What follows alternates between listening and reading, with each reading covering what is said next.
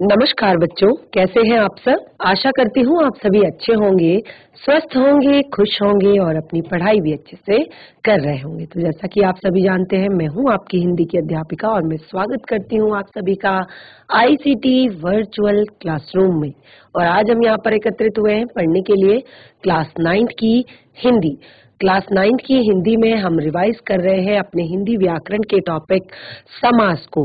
और समास में हम समास की परिभाषा और उसके भेद और यहाँ पर कारक चिन्हों को हम अभी तक पढ़ चुके हैं। तो कारक चिन्ह जो हमारे समास का दूसरा भेद है तत्पुरुष समास, इसमें बहुत ही ज्यादा काम आने वाले हैं, बहुत ही ज्यादा यूजफुल होने वाले हैं। तो बहुत ही अच्छे से क्लियर आप लोगों ने अभी तक कर लिए होंगे, घर पर आप सभी इसको रिवाइज कर रहे होंगे। तो हम कंटिन्यू करते हैं अपने आज के सेशन को, चलते हैं स्मार्ट बोर्ड की तरफ। सभी बच्चे ध्यान पूर्वक पढ़ेंगे और समझने का प्रयास करेंगे। तो हमने अपने पिछले सेशन में शुरू किया था तत्पुरुष समास, और तत्पुरुष समास के भी मैंने आप लोग को यहाँ पर 6 भेद बताए थे। तत्पुरुष समास के 6 भेद हमने यहाँ पर डिस्कस किए थे, जो कि आप यहाँ पर अपनी स्क्रीन पर देख सकते हैं। कर्म तत्पुरुष, करण तत्पुरुष, संप्रदान तत्पुरुष, अपादान तत्पुरुष, संबंध तत्पुरुष और अधिकरण तत्पुरुष। और इस तरह से, क्योंकि ये 6 भेद क्यों हमने यहाँ पर बताए, आप यहाँ पर क्लियर कर सकते हैं। यहाँ पर देख सकते हैं कि हमने 6 भेद क्यों बताए हैं, क्योंकि दोनों पदों के बीच परसर्गों का लोप हो जाता है। और उन्हीं परसर्गों के आधार पर, क्योंकि परसर्ग हमारे 8 टाइप के होते हैं, 8 अलग अलग प्रकार के होते हैं। और कौन कौन से परसर्गों का लोप हो जाता है, क्योंकि तत्पुरुष समास की हमने यहाँ पर विशेषता बताई थी कि इसका उत्तर पद प्रधान होता है, यानी कि जो बाद का पद है वो प्रधान होता है। और साथ ही हमने कहा था कि परसर्गों का लोप हो जाता है। तो यहाँ पर हमने जितने भी टाइप के जो ये परसर्गों की हमने यहाँ पर बात की थी, तो उसी के आधार पर हमने यहाँ पर 6 भेदों में इस तत्पुरुष समास को बांटा था। तो देखिए, हमने तत्पुरुष समास को 6 भेदों में बांटा। तो अब हमारे जो भेद हैं अलग अलग, सब में अलग अलग विभक्ति चिन्ह, अलग अलग कारक चिन्ह, अलग अलग परसर्गों का लोप हो रहा है। जैसे कर्म कारक की विभक्ति है को, तो कर्म तत्पुरुष में आपका जो को की विभक्ति है का लोप हो रहा है। और इसमें इसी की आधार पर हमने यहाँ पर आपको एग्जाम्पल भी बताए थे। इसके आधार पर हमने एग्जाम्पल भी आपको यहाँ पर दिए, जैसे वन को गमन। तो जब भी आपको जो भी शब्द दिया जाता है कि आपको उसमें समास बताना है कि उसमें कौन सा समास है, तो इसके लिए आपको क्या करना होगा, इसके लिए आपको उस समास का विग्रह करना होगा। समास को विग्रह आपने करना होगा। उसके बाद आप देखेंगे कि इसमें क्या चीज प्रधान है, क्या चीज आपकी लुप्त हो रही है, कौन सा आपका जो परसर्ग है वो लुप्त हो रहा है। तो इससे आपको क्लियर हो जाएगा। तो जैसे कि हमने कहा वनगमन शब्द हमने यहाँ पर लिया, वनगमन, और इसको हमने विग्रह किया, समास विग्रह हमने इसका किया। तो हमने देखा कि हमारा शब्द बन रहा है वन को गमन। को हमारा यहाँ पर विभक्ति चिन्ह है, गमन वन को जाना। वन की इंपॉर्टेंस नहीं है, वन को जाना वो इंपॉर्टेंट है। दूसरा यानी कि उत्तर पद जो है वो प्रधान है, वन को गमन। ठीक है, तो अब दूसरा पद प्रधान है, विभक्ति चिन्ह, कारक चिन्ह, परसर्ग जो है उसका लोप हो रहा है। और परसर्ग क्या है, को। याद कर लिया है आपने कि कर्म तत्पुरुष, कर्म कारक की जो विभक्ति होती है वो होती है को। तो यहाँ पर आपका होगा कर्म तत्पुरुष समास। इसी तरह से और भी एग्जाम्पल लिखे थे, कीट को नष्ट करने वाला कीटनाशक, ग्राम को गया हुआ ग्रामगत। और उसके बाद हमने आपको यहाँ पर कहा था कि इस तरह के बाकी के एग्जाम्पल्स आप सेट करेंगे, बाकी के एग्जाम्पल्स आप लिखेंगे। उसके बाद अब हमारा आता है करण तत्पुरुष। तो करण कारक का जो विभक्ति चिन्ह है, जो परसर्ग है, वो आपका ये दोनों है, से या के द्वारा। सेम चीज है, आपका उत्तर पद प्रधान है। परसर्गों का लोप हो जाता है। अब परसर्ग है करण कारक के जो विभक्ति चिन्ह है वो है से या के द्वारा। तो जब भी आप देखेंगे कि अगर आपका समास विग्रह करने के बाद, जैसे हमने कहा तुलसी कृत, तुलसी द्वारा कृत, या तुलसी के द्वारा कृत, मन चाही, मन से चाही, सूर रचित, सूर द्वारा रचित, बाढ़ पीड़ित, बाढ़ से पीड़ित, भयग्रस्त, भय से ग्रस्त। तो आप देख रहे हैं सभी में जो हमारी विभक्ति है वो से है या द्वारा है, ये आपकी करण कारक की विभक्ति है। तो इस तरह से दो हमारे यहाँ पर भेद क्लियर हो गए थे। नंबर 3, तीसरा भेद है हमारा यहाँ पर संप्रदान तत्पुरुष।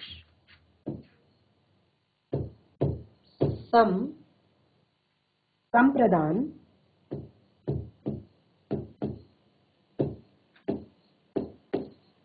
तत्पुरुष।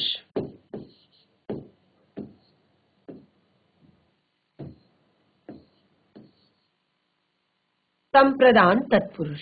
तो संप्रदान तत्पुरुष की जो विभक्ति होती है, संप्रदान कारक की विभक्ति क्या होती है? संप्रदान कारक की विभक्ति क्या होती है? संप्रदान तत्पुरुष में संप्रदान कारक की विभक्ति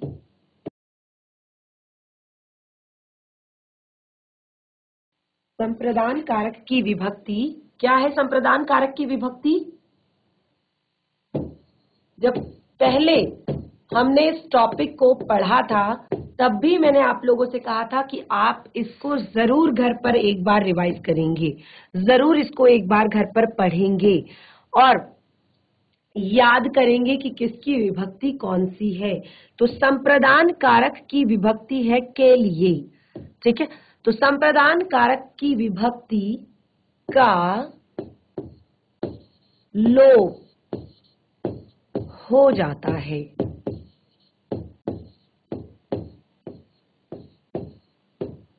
संप्रदान कारक की विभक्ति का लोप हो जाता है जो कि है के लिए, ठीक है। तो ये है यहाँ इसका मेन आपका टॉपिक। तो संप्रदान कारक में भी आप इसी तरह के शब्दों का प्रयोग करेंगे, जैसे रसोई घर,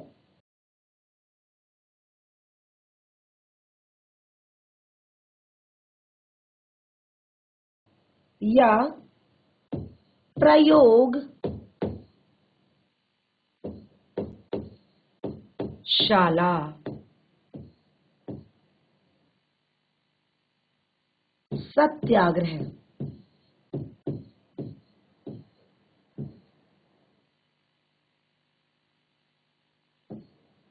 अब देखिए इस तरह के शब्द आपको दिए गए हैं तो आप क्या करेंगे? आप सबसे पहले समास विग्रह करेंगे। रसोई घर, रसोई के लिए घर, जैसे आप लिखते हैं ना पुस्तकालय, तो पुस्तकालय के लिए यानी कि पुस्तकों के लिए आलय, देवालय, देवों के लिए आलय, विद्यालय, विद्या के लिए आलय, ठीक है। तो इसी तरह से प्रयोगशाला, प्रयोग के लिए शाला, सत्याग्रह, सत्य के लिए आग्रह। और भी बहुत सारे एग्जाम्पल्स आप इसमें लिख सकते हैं, जैसे गुरु दक्षिणा,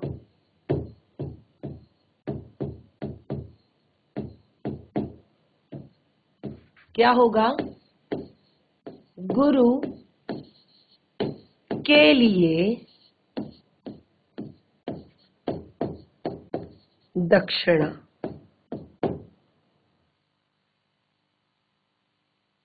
गौशाला,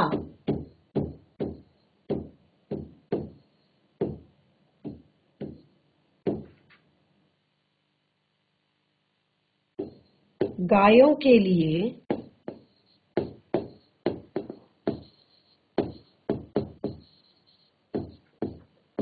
शाला,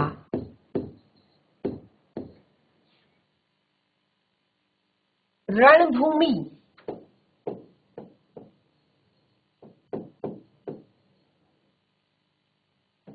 रण के लिए भूमि।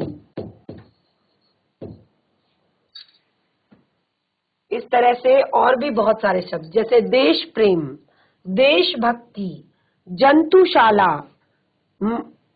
पौधशाला, हथकड़ी। ठीक है, तो और भी बहुत सारे एग्जाम्पल्स जो हैं और भी शब्द आप यहाँ पर लिखेंगे और उन शब्दों का समास विग्रह करेंगे और उसके बाद बताएंगे कि किस तरह से यहाँ पर जो कौन सा चिन्ह है उसका लोप हो रहा है। ठीक है, तो ये हमने यहाँ पर आपको क्लियर कर दिया। हमारा जो भेद है आपका संप्रदान तत्पुरुष। तो क्या जाना हमने संप्रदान तत्पुरुष में? हमने जाना कि संप्रदान कारक की विभक्ति के लिए का लोप हो जाता है। इसमें संप्रदान कारक की जो विभक्ति होती है के लिए उसका लोप हो जाता है। अगला हम यहाँ पर पढ़ेंगे अपादान तत्पुरुष। नंबर 4, अपादान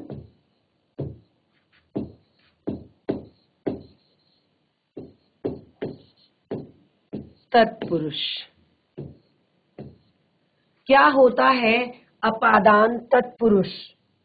तो अपादान कारक की विभक्ति क्या होती है? अपादान कारक की विभक्ति, अपादान कारक की विभक्ति अपादान कारक की विभक्ति,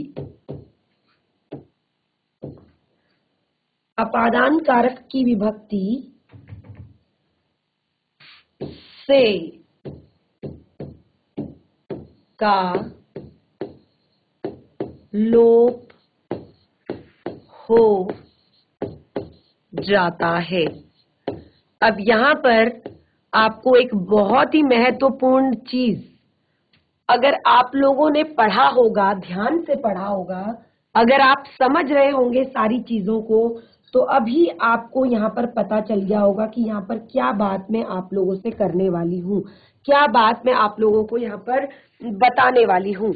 तो देखिए, वो बात, वो चीज ये है कि जब भी आप यहाँ पर आपने कहा अपादान कारक की विभक्ति से का लोप हो जाता है, और इससे पहले अभी अभी हमने करण तत्पुरुष में भी से की विभक्ति के बारे में पढ़ा था।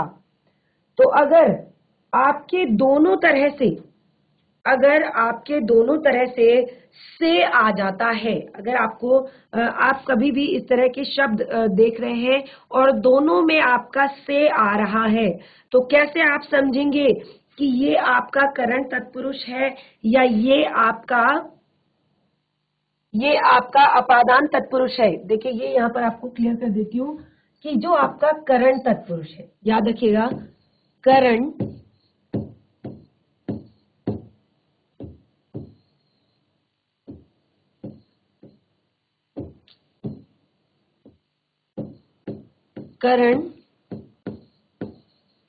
तत्पुरुष में भी आपकी विभक्ति होती है से या के द्वारा। ये यहीं पे आपको क्लियर कर रही हूं मैं, से या के द्वारा।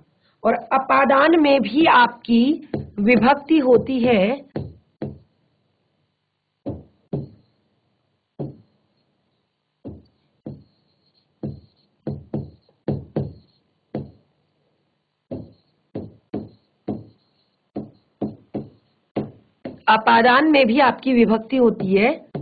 से, और अभी अभी हमने यहाँ पर इस तरह के एग्जाम्पल करे हैं, आप देख सकते हैं।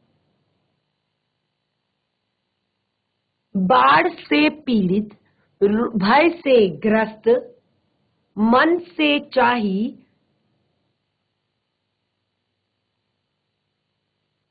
आदि। ठीक है, तो इस तरह के एग्जाम्पल हमने अभी यहाँ पर किए हैं। और फिर हम कह रहे हैं कि अपादान तत्पुरुष में भी आपका सेम जो से है वो आपका विभक्ति चिन्ह है। तो आप कहेंगे अगर यहाँ पर शब्द आता है बाढ़ से पीड़ित या रोग से ग्रस्त, ठीक है, और इसमें आप कह रहे हैं कि अपादान में आप कह रहे हैं कि यहां पर भी से शब्द आता है, पाप से मुक्त, यानी कि पाप मुक्त, धन से हीन,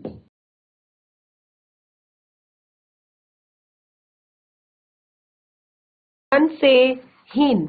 अब आप कहेंगे कि मैम करण तत्पुरुष में आप कह रही हैं कि जो आपका विभक्ति चिन्ह है वो भी आपका से है, और अपादान तत्पुरुष में भी आप कह रही हैं कि विभक्ति चिन्ह जो है वो भी से है।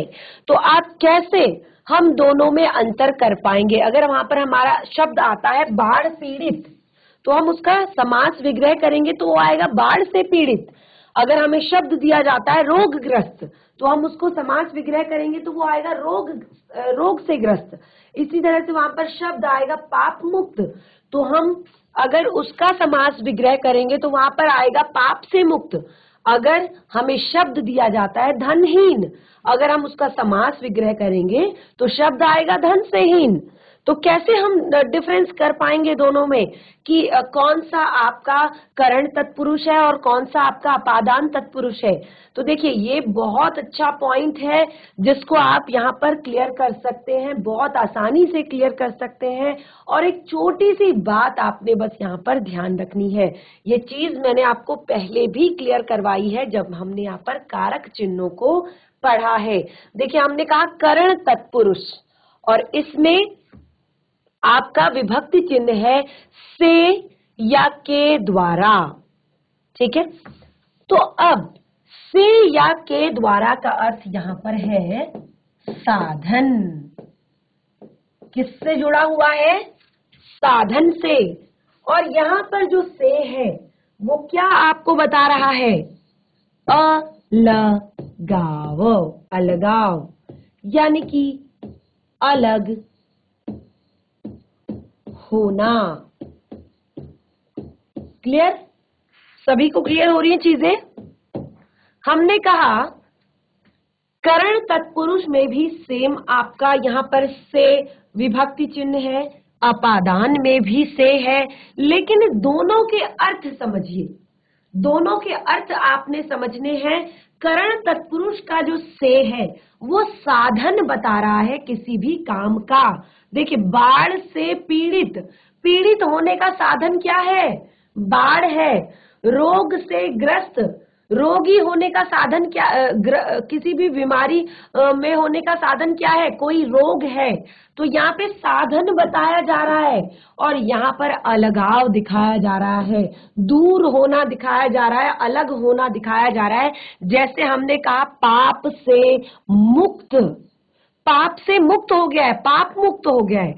धनहीन, धन से हीन, जिसके पास धन नहीं है, धन उससे दूर चला गया है, धन उससे हट गया है। तो देखिए दोनों चीजें हमने यहाँ पर क्लियर कर दी हैं। तो अब आपको इस बात से कंफ्यूजन नहीं होगा कि अपादान में भी कारक की विभक्ति आपका से है और करण में भी कारक की विभक्ति आपका से है। तो मैम कैसे कहेंगे कि इसमें अपादान है या इसमें करण है? तो जब भी आप इसका सेम चीज, जब भी आप इसका समास विग्रह करेंगे, इनको आप अलग अलग करेंगे तो आप आसानी से बता पाएंगे कि ये आपका करण तत्पुरुष है या ये आपका अपादान तत्पुरुष है।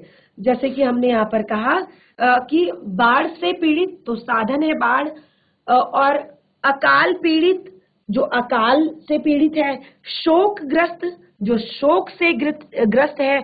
और अगर इस तरह के आते हैं तुलसी द्वारा कृत, तो देखिए पूरा साधन है तुलसी के द्वारा कृत है, साधन कौन है? तुलसी है। तो बिल्कुल इसीलिए यहाँ पर इसको जब समझेंगे तो देखेंगे कि इसमें क्या है, साधन है बाढ़, पीड़ित होने का साधन बाढ़ है, दुखी होने का रोगी होने का साधन रोग है, और इसमें मुक्ति मिल रही है, छुटकारा मिल रहा है, अलग दूर जा रहा है, अलग हो रहा है। ठीक है, तो ये चीजें यहाँ पर मैंने इसलिए आपको क्लियर कर दी हैं। तो हम अब अपादान से जुड़े हुए एग्जाम्पल्स यहाँ पर पढ़ेंगे। अपादान से जुड़े हुए एग्जाम्पल्स हम यहाँ पर पढ़ेंगे अब। तो अपादान से जुड़े हुए एग्जाम्पल हमने यहाँ पर, जैसे कि मैंने आपको बताया कि ऐसे एग्जाम्पल जिसमें आपका से जो से यानी कि अलगाव, इस से के आगे हम लिख देते हैं अलगाव।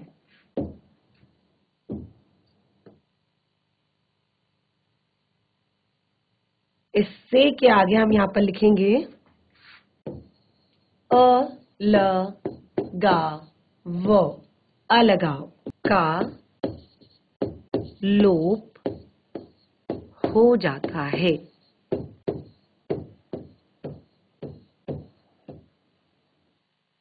ठीक है, तो ये हमने यहाँ पर पढ़ लिया है, ये हमने यहाँ पर क्लियर कर लिया है। आगे बढ़ते हैं, अपादान तत्पुरुष के एग्जाम्पल हम यहाँ पर पढ़ते हैं। उदाहरण, अपादान तत्पुरुष के उदाहरण जैसे कि हमने यहाँ पर बताया ऋण मुक्त, ऋण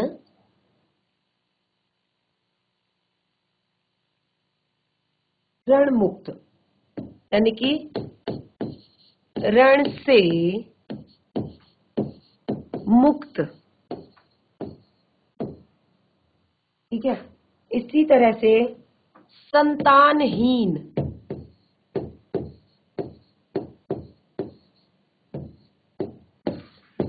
संतान से हीन, पथ भ्रष्ट,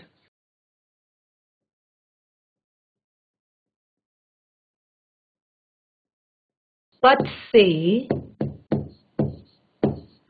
भ्रष्ट। ठीक है, जलहीन,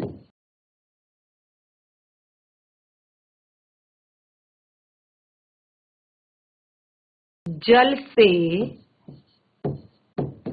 हीन। तो कुछ एग्जाम्पल्स हमने यहाँ पर पढ़ लिए हैं, बाकी के एग्जाम्पल्स आप खुद से करेंगे, आप स्वयं करेंगे, क्योंकि अब आपको ये आपके लिए एक छोटी सी चुनौती है कि अब आप देखेंगे इस तरह के शब्दों को जो आपको मुक्त होने का, दूर होने के बारे में बता रहे हैं, अलगाव को दर्शा रहे हैं, तो उनको आप यहाँ पर लिखेंगे, उनको आप यहाँ पर एग्जाम्पल के तौर पर लिखेंगे और आपको क्लियर हो जाएगा कि करण और अपादान में क्या अंतर है। ठीक है, इसके बाद हम अपने अगले टॉपिक पे आते हैं, वो हमारा है संबंध तत्पुरुष। ठीक है, उसके बाद हमारा अगला जो टॉपिक है वो है संबंध तत्पुरुष। नंबर 5, संबंध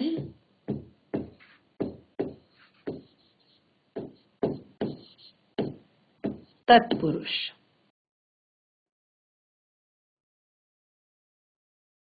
संबंध तत्पुरुष क्या आपको बताता है? इसमें संबंध कारक की विभक्तियां क्या होती हैं? संबंध कारक की विभक्तियां काके की, रारे री, मामी मी। ठीक है, तो ये आपकी संबंध कारक की विभक्तियां होती हैं। तो इसमें हम लिखेंगे संबंध कारक की विभक्तियों,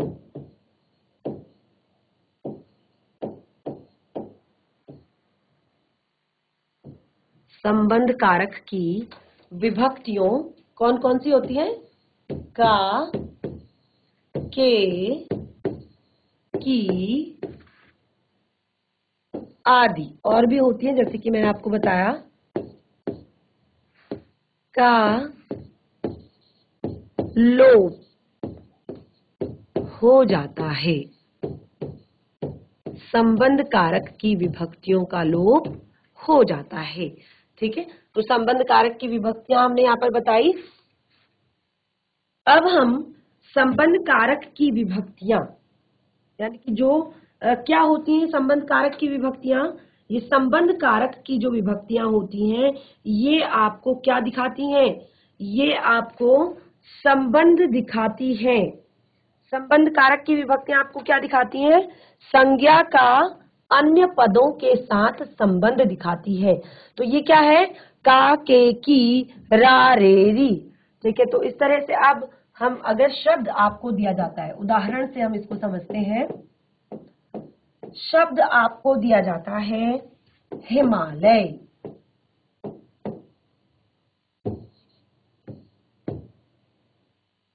राजपुत्र, सेना नायक,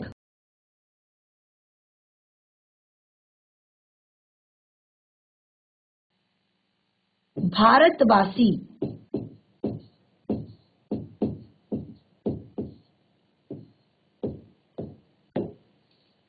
हिमालय, राजपुत्र, सेना नायक, भारतवासी। तो देखिए अब क्या करेंगे हम सबसे पहले करेंगे समास विग्रह। कोई भी समास हमें बताने के लिए हमें करना पड़ता है समास विग्रह। तो हिमालय, हिमालय यानी कि हिम का आलय, आलय का अर्थ होता है घर। हिम का हिमालय यानी कि हिम का आलय, हिम यानी कि बर्फ, जहां चारों तरफ बर्फ ही बर्फ हो, जो बर्फ का घर हो, उसे कहा हमने हिमालय। राजपुत्र, राजा का पुत्र। इसी तरह से सेना नायक, सेना का नायक। भारतवासी, भारत का वासी। ठीक है, तो एग्जाम्पल्स आपको समझ में आ रहे होंगे। आगे बढ़ते हैं, कुछ और एग्जाम्पल्स इसके कर लेते हैं। राजकुमारी,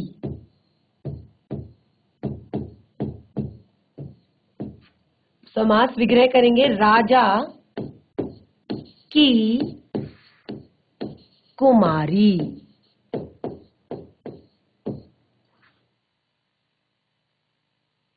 गंगाजल,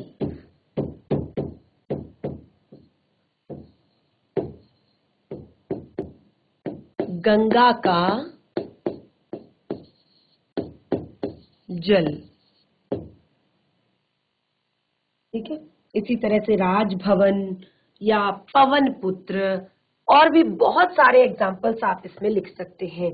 तो कुछ यहाँ पर आपको एग्जाम्पल लिखने हैं आपके संबंध तत्पुरुष से जुड़े हुए, संबंध तत्पुरुष से जुड़े हुए कुछ एग्जाम्पल्स आप यहाँ पर लिखेंगे। और उसके बाद आप जो हमारा नेक्स्ट टॉपिक है वो आपका है अधिकरण तत्पुरुष, तो उसको हम पढ़ेंगे। तो अधिकरण तत्पुरुष में आपकी जो अधिकरण की विभक्तियां होती हैं, मैं पर का लोप हो जाता है। ठीक है, यहाँ पर बाकी के जो एग्जाम्पल्स हैं वो आप खुद लिखेंगे।